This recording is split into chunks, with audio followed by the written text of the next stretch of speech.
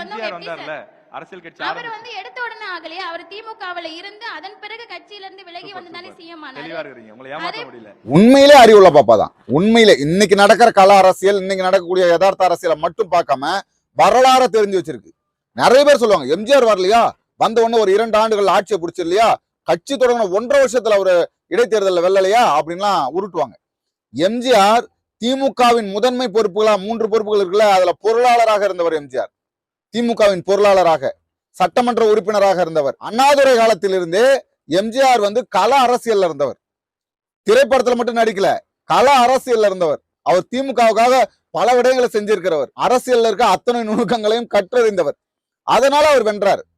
அவர் வந்து எடுத்த உடனே சினிமாவில் நடிச்சு நேரா வந்து முதலமைச்சராக இல்லை. அவர் அதற்கு முன்பே சட்டமன்ற உறுப்பினராக இருந்திருக்கிறார்.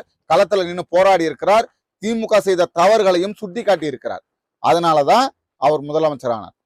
வெறும் படம் நடிச்சுட்டு வந்த உடனே நேரா முதலமைச்சர் ஆயிடுவேன் அப்படின்னு நம்பிக்கிட்டு இருக்க தற்குறிகளுக்கு, வரலாறு தெரியாத தருதலைகளுக்கு, அதாவது 1967 1977 திரும்பி வருகிறது என்று சொல்லக்கூடிய முட்டாள்களுக்கு செருப்படி கொடுத்திருக்காங்க.